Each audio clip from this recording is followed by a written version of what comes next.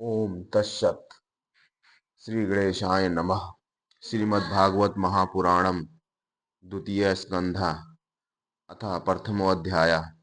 ध्यान विधि और भगवान के विराट स्वरूप का वर्णन। ओम नमो भगवते वासुदेवाय। श्री सुखदेव जी ने कहा, परीक्षित, तुम्हारा लोकहित के लिए किया हुआ यह प्रश्न बहुत ही उत्तम है। मनुष्य के लिए जितनी भी बातें सुनने, स्मरण करने या कीर्तन करने की है, उन सबसे यह श्रेष्ठ है। आत्मज्ञानी महापुरुष ऐसे प्रश्न का बड़ा आदर करते हैं। राजेंद्र, जो गृहस्थ घर के काम धंधों में उलझे हुए हैं, अपने स्वरूप को नहीं जानते, उनके लिए हजारों बातें कहने सुनने एवं सोचने करने की रहती है। उनकी सारी उम्र यूं ही बीत जाती है। उनकी रात नींद या स्त्री प्रसंग में से कटती है और दिन धन की हाय हाय या कुटुंबियों के भरण पोषण में समाप्त हो जाता है। संसार में जिन्हें अपना अत्यंत घनिष्ठ संबंधी कहा जाता है, वे शरीर, पुत्र, स्त्री आदि कुछ नहीं है, असत है। परंतु जीव उनके मोह में ऐसा पागल सा हो जाता है कि रात दिन उनकी मृत्यु का ग्रास होते देखकर भी चेतता नहीं। इसलिए परीक्षित, जो अभय पद को प्राप्त करना चाहता है, उसे तो सर्वात्मा सर्वशक्तिमान भगवान श्री कृष्ण का ही लीलाओं का श्रवण, कीर्तन और स्मरण करना चाहिए।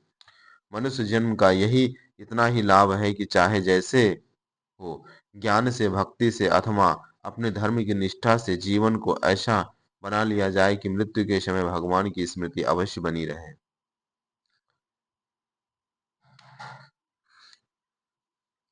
परीक्षित, जो निर्गुण स्वरूप में स्थित है, ऐसी विशेष निषेधी की मर्यादा को लांघ चुके हैं, वे बड़े बड़े ऋषि मुनि भी प्राय भगवान के अनंत कल्याण में गुण गुण गणों के वर्णन में रहते हैं, में रमे रहते हैं। द्वापर के अंत में इस भगवत रूप अथवा वेद तुल्य श्रीमद् भागवत नाम के महापुराण का अपने पिता श्री कृष्ण द्वैपायन से मैंने अध्ययन किया था। राजेश्री, मेरे निर्गुण स्वरूप परमात्मा में पूर्ण निष्ठा है, फिर भी भगवान श्री कृष्ण की मधुर लीलाओं ने बलात् मेरे हृदय को अपनी ओर आकर्षित कर लिया है। यही कारण है कि मैंने इस पुराण का अध्ययन किया। तुम भगवान के परम भक्त हो, इसलिए तुम्हें मैं इसे सुनाऊंगा। जो इसके प्रति श्रद्धा रखते हैं, उनकी श्रद्धा चित्तवृत्त भगवान श्री कृष्ण के चरणों में अनन्य प्रेम के साथ बहुत शीघ्र लग जाती है।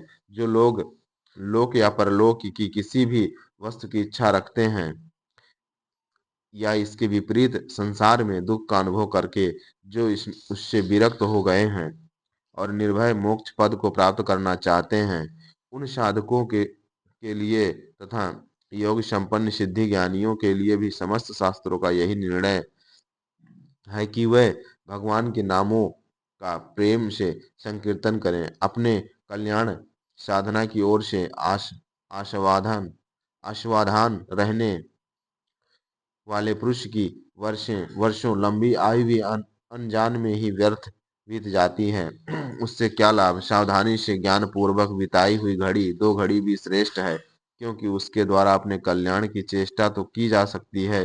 राजश्री खटवांग अपनी आयु की समाप्ति का समय जानकर दो घड़ी में ही सब कुछ त्याग कर भगवान के अभय पद को प्राप्त हो गए। परीक्षित, अभी तो तुम्हारे जीवन की अवधि 7 दिन की है। इस बीच ही तुम अपने परम कल्याण के लिए जो कुछ करना चाहिए सब कर लो। मृत्यु का समय अपने आने पर मनुष्य घबराए नहीं। उसे चाहिए कि वह वैराग्य के शास्त्र से शरीर और उससे संबंध रखने वाले के प्रति ममता को काट ले। धैर्य के साथ घर से निकलकर पवित्र तीर्थ के जल में स्नान करे और पवित्र तथा एकांत स्थान में विधि पूर्वक आसन लगाकर बैठ जाए। तत्पश्चात परम पवित्र आ ओम इन 3 मात्राओं से युक्त प्रणव प्रणव का मन ही मन जाप करे। प्राणवायु को वश में करके मन का दमन करे और एक क्षण के लिए भी प्रणव को न भूले। बुद्धि की सहायता से मन के द्वारा इंद्रियों को उनकी विषयों से हटा ले और कर्म की वासनाओं से चंचल हुए मन को विचार के द्वारा रोक कर भगवान के मंगलमय रूप में लगाए। स्थिर चित्त से भगवान के श्री विग्रह में से किसी एक का अंग का ध्यान करें।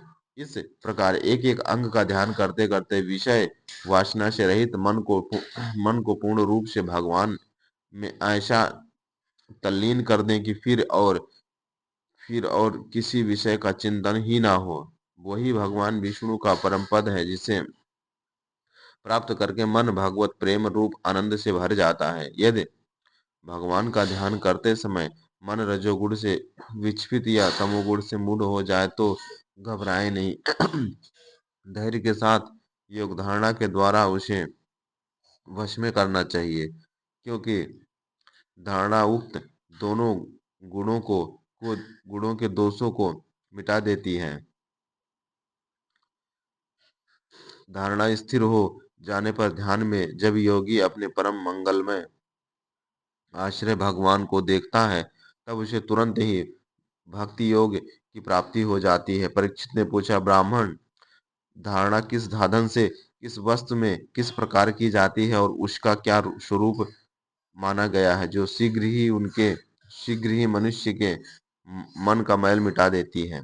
श्री सुखदेव जी ने कहा, परीक्षित, आसन, श्वास, आसक्ति और इंद्रियों पर विजय प्राप्त करके फिर बुद्धि के द्वारा मन को भगवान के स्थूल रूप में लगाना चाहिए। यह कार्य रूप संपूर्ण विश्व जो कुछ कभी था, है या होगा, सब का सब जिसमें दिख पड़ता है, वही भगवान का स्थूल से स्थूल और विराट शरीर है।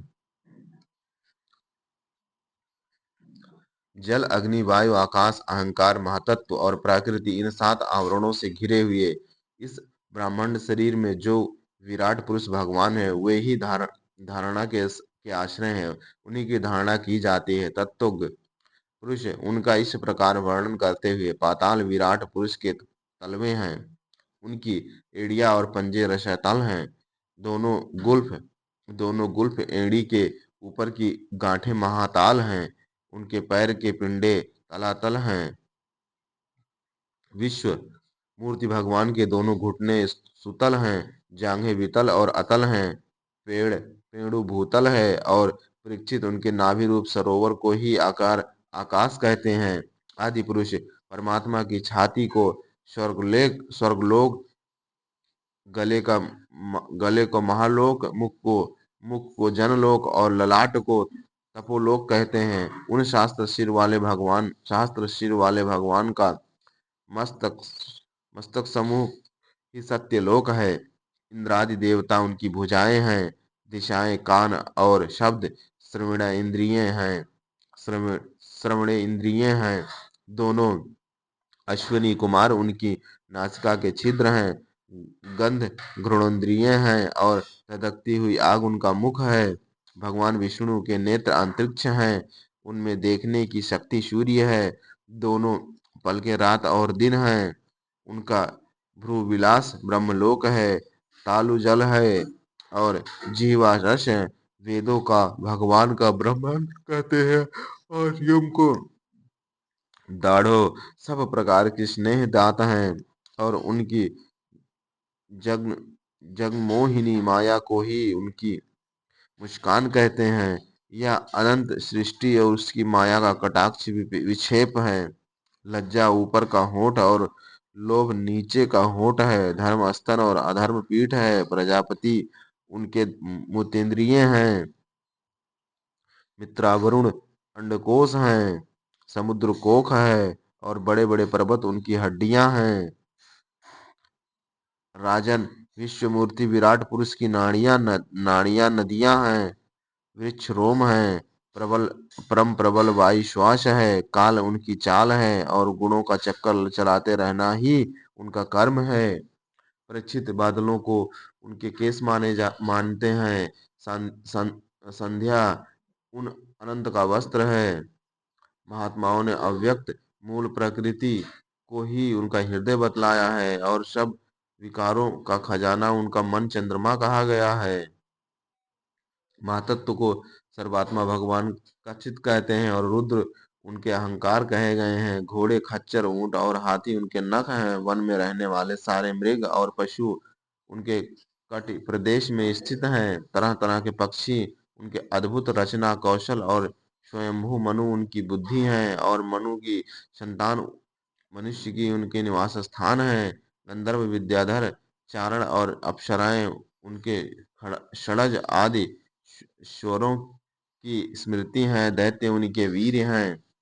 ब्राह्मण ब्राह्मण मुख्य, क्षत्रिय भुजाएं, वैश्य जगहाय और शूद्र उनके उन विराट पुरुष के चरण हैं। विविधि देवताओं के नाम से जो बड़े बड़े द्रव्य में यज्ञ किए जाते हैं वह उनके कर्म हैं। परीक्षित, विराट भगवान के स्थूल शरीर का यही स्वरूप है जो मैंने तुम्हें यह सुना दिया। इसी में मुमुक्ष पुरुष बुद्धि के द्वारा मन को स्थिर करते हैं, क्योंकि इसमें भिन्न और कोई वस्तु नहीं है। जैसे स्वप्न देखने वाला स्वप्न अवस्था में अपने आप को ही विविध पदार्थों के रूप में देखता है, वैसे ही सबकी बुद्धि वृत्तियां के द्वारा सब कुछ अनुभव करने वाला सर्वांत यामी परमात्मा भी एक ही है।